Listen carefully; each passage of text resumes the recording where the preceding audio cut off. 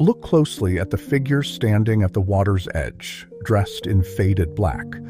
This is Stephen Dedalus, a brilliant mind, but right now a mind completely adrift. He occupies a strange space, a hyper-educated stranger within his own homeland.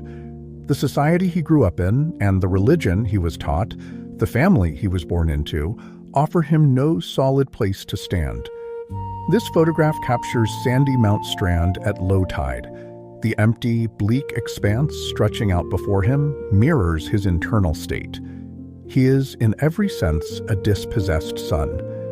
Every step along this shoreline marks a deep spiritual homelessness, a restless energy with nowhere to anchor. What keeps him pacing this edge is a specific, agonizing psychological trap. He refers to it using an Old English phrase, the Augenbite of inwit, the relentless, biting remorse of conscience. That guilt traces back to a single haunting room. When his mother lay dying, she asked him to kneel and pray at her bedside. Driven by his own strict, rebellious principles, he refused. That refusal now acts as a heavy iron chain. Every time he tries to look forward, the memory pulls his mind back into the past, freezing him in a spiritual winter. He possesses the ambition and the intellect to be a creator, but until he resolves this internal emotional paralysis, he cannot mature into the artist he aspires to be. To break the freeze, he has to leave his immediate surroundings. He starts his morning here, at the Martello Tower, a cold, imposing stone fortress he shares with mocking peers. Turning his back on this structure is his first step into the wider environment. He is also walking away from his biological father. Simon Dedalus is a man of squandered potential and heavy drinking, someone Stephen views as a father in biology and flesh alone. Looking backward at that broken lineage yields nothing. There is no inherited wisdom to draw from and no steady anchor to hold him steady in a chaotic world. Severing those biological and social ties is a necessary act of survival, but doing so leaves a massive spiritual vacuum that he must eventually fill.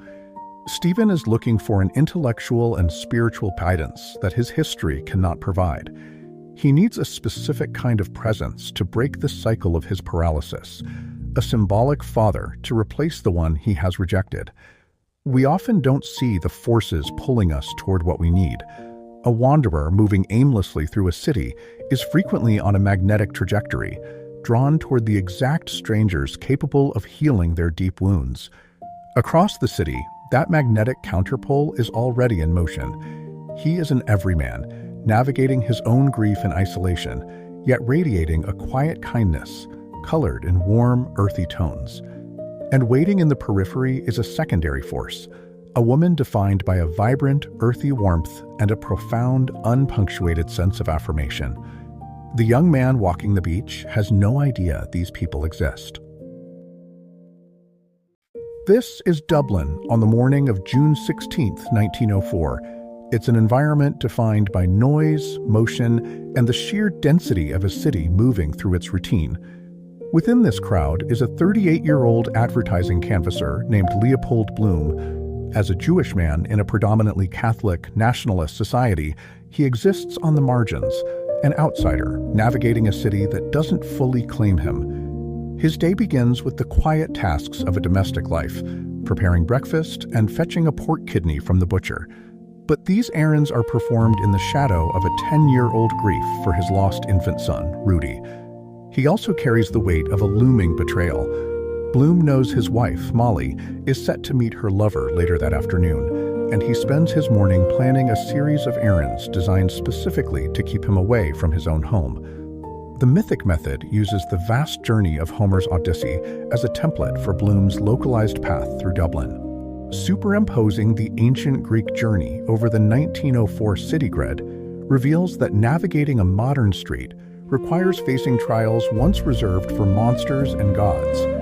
In this framework, surviving the quiet tragedies of a modern life, alienation, grief, and domestic disappointment, becomes its own form of unrecorded persistence. Bloom enters the modern underworld by attending the funeral of an acquaintance, Patty Dignam, at Glasnevin Cemetery.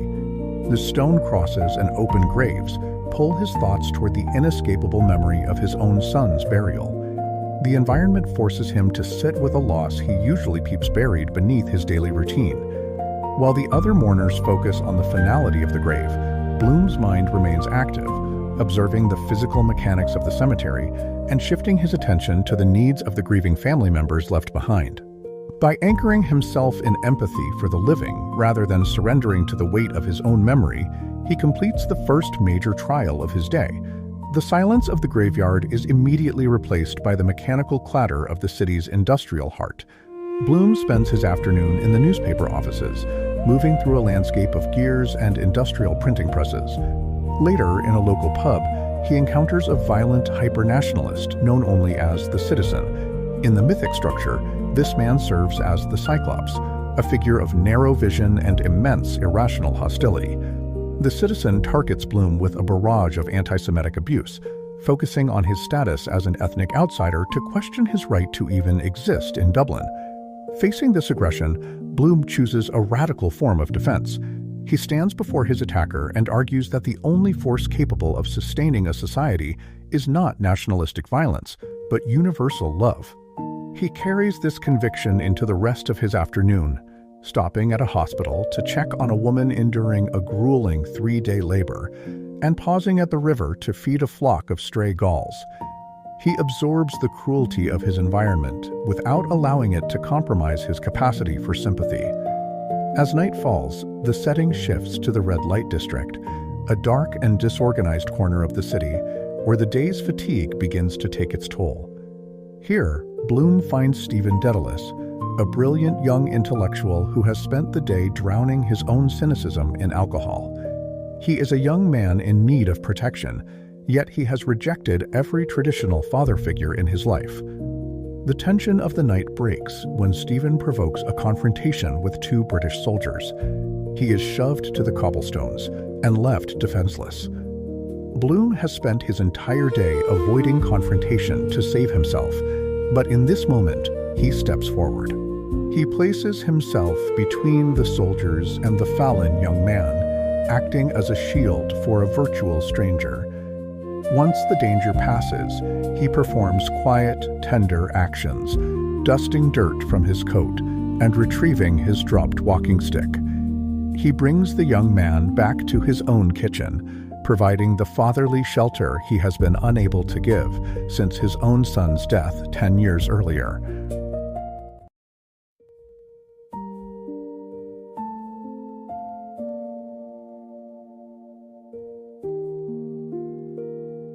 From the older man's side of the table, he looks at the young poet and sees the future he was denied. He sees the brilliant, grown version of the infant son he buried over a decade ago. The younger man looks back and sees the stabilizing force of the past. He sees the gentle, uncritical father figure he has desperately needed to anchor his own chaotic intellect. They do not need to adopt each other or make permanent promises. This single hour sitting in a quiet kitchen answers the deep voids in both their lives, providing the specific psychological anchor they each require. When the older man offers a permanent room in the house, the poet politely declines. He realizes that to actually mature into an artist, he has to face the world on his own terms. He walks out the back gate, the heavy door shutting behind him, and fades into the shadows of the Dublin night. The older man watches him go without protest. He goes back inside, climbs the stairs to his bedroom, and accepts his own solitude, his long daily odyssey finally complete. A connection doesn't have to last a lifetime to carry weight. This fleeting encounter provides just enough grace to let 2 isolated people return to their solitary paths, reinforced and renewed. As the older man drifts off to sleep, the perspective leaves him entirely. It shifts to his wife, lying awake beside him in the dark. The journey of physical footsteps ends, and a journey through the mind begins. Human consciousness here functions as a stream, a continuous, unpunctuated flow where memory and passion bleed together. The rigid structures of language dissolve. She processes the reality of her infidelity, her youth by the sea, and her complex marriage entirely free from external censorship. Through her internal voice, the polite restrictions of Edwardian society fall away. What remains is a raw portrait of human desire, exposing the intense emotional ecosystems inside people. The vastest geography they traversed wasn't the cobblestone streets or the taverns. It is this infinite, unmapped expanse of human consciousness. Out of this chaotic rush of thoughts, one anchor emerges. She remembers a day 16 years earlier on a hillside when the older man first asked her to marry him, telling her she was a flower of the mountain. The grief of losing a child and the frustrations of the day give way to a single overriding choice. She remembers pulling him down to her and accepting him with a final, breathless yes. This staggering journey through the minds of Leopold and Molly Bloom and the poet Stephen Dedalus was meticulously constructed by the Irish author James Joyce. He condensed the entirety of the human condition, its tragedy, its comedy, and its profound isolation into a single day in his 1922 novel, Ulysses.